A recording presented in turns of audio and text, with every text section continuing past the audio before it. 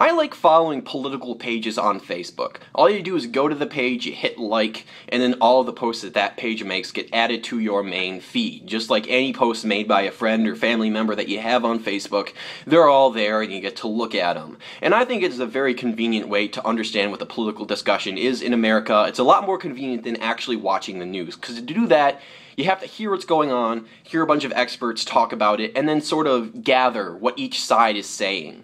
Now, I like to follow a various number of pages. Some of them are like to the left or to the right. Some of them are a bit more obscure or distinguished than that, like maybe they're libertarian or socialist, or maybe even they're like an anarchist page or something. But you get some sort of perspective. And also there are pages with specific focuses, like a page that's talking about foreign policy issues with like wars abroad, or drug policy, or gun policy, or policy regarding the LGBT community. Any sort of page that talks about policy that the government passes. There's going to be pages talking about it, people being very loud about it, and they're going to be making posts that are very loud as well. If you want to know what I mean by a loud post, what I mean is a post that has the job of grabbing your attention as much as it possibly can. And the reason why they've got to do that is there's so many posts on your feed. Within an hour, you can get dozens and dozens of new posts, and unless if you're there all day looking at everything, you're going to have to make some decision on what's worth your time and what's not. I know I do. I'm on Facebook and I just scroll through things because it's just someone talking about what they ate for breakfast, and like, I don't care. But if something sounds extreme or it's a long text post, maybe that's interesting to me and I want to stop and read it. It's got to be loud, it's got to grab your attention, and that's what these political posts do. And the interesting thing about that is it then gives you like the raw perspective of what that side or what that special interest group thinks about the issue. It's at its most raw and innocent form in a way. Like, you don't have to listen to what experts are saying, you don't have to listen to all the banter and try and develop it, you don't have to listen to the logic and reasoning behind it. They just say, this is what it is, this is what we think, we're here and we're queer, in a way. Like, they're just saying what it is in the most extreme and hyperbolic way. And then there's more nuanced discussion in the comments of the post. Obviously, that's going to happen. People will debate. But the actual post itself is going to just have something that makes you want to say something. Either, yes, I agree, or no, I absolutely hate this. Something has to happen. You have to get some sort of reaction from it. Something, anything. It just has to pull at your heartstrings in a way.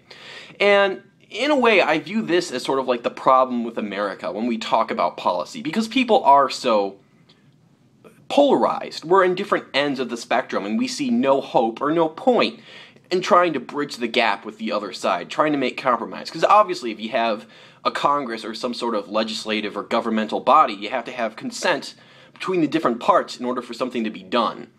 Now, the reason why I mentioned Facebook is because I saw two posts. One was from a right-wing group, and they were talking about Obama. The left-wing page was talking about Obama as well, but the right-wing post was basically saying that Obama was getting people who are poor to vote for him because he's bribing them by essentially giving them money. And reading the comments, everybody's talking about how this is so true, just lazy people living off of welfare and collecting their food stamps, and they don't have to do any work in this socialist paradise. And obviously there are people who do this. There are people who collect money from the government and they use it to buy drugs and things like that. But the question is this the majority of the time? There's a lot of people who use these types of programs like welfare, and they use it to help themselves buy food so they don't starve, or they use it to make basic payments that they have to. Regardless of your position on these things, I think that some of the programs can be a little bit troublesome, but regardless, you have to acknowledge that these aren't just lazy people taking advantage of the system. It's communism coming into America. It's not. It's a lot of people really need it.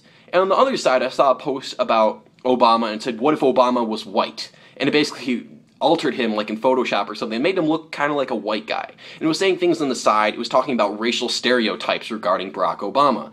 And I think a lot of them were accurate, but the last one said that people on the right would be praising the Obama recovery or something like that, like the major economic recovery, and everything is great. The only reason why those right-wing fascists don't like Obama is because he's black. They're racist. And obviously there's the stereotype of people living in the Deep South who are just racist. They don't want a black person in president. Like, they would probably rather have a black Democrat than a white, a black Republican they would rather have a white Democrat than a black Republican. Like, there are people who are just racist like that, but there are also other people who are very concerned about policy.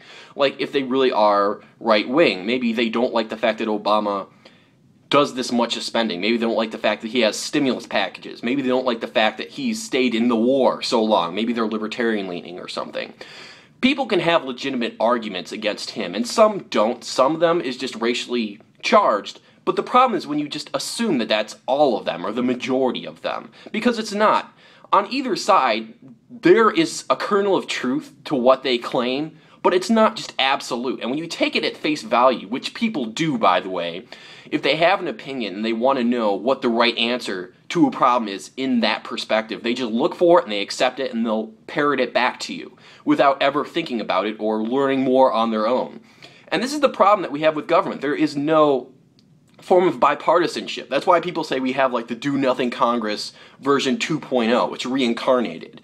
Because people who are legislating have no incentive to try and cooperate for two reasons. One, it's a dog-eat-dog world in government. Like, nobody's cooperating at all. If you're the one sane person in a group of insane people, they aren't just all of a sudden going to be like, okay, cool, let's work together. No, you're going to be torn apart, and you're going to be viewed as a liability. And the second point is, if you aren't good enough, you're going to be replaced by someone more extreme than you, because we don't vote for representatives based on the majority, like say 50% are this and 50% of that, so we decide to get half and half in terms of political perspective. No, it's about voting district, whether it's in your state or your local area, how liberal or conservative your area is. So if you come from one of those districts and you aren't competitive and restrictive enough, you will be replaced by someone who is more conservative or more liberal than you are. So you're not accomplishing anything. There's no incentive for people to work together and fix these problems.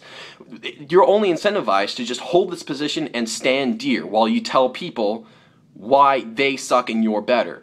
If you had to ask me what the worst problem with America currently is, I'd say that's probably it. The fact that we've set up a system where people can't talk about things, and you're expected to take one side or the other.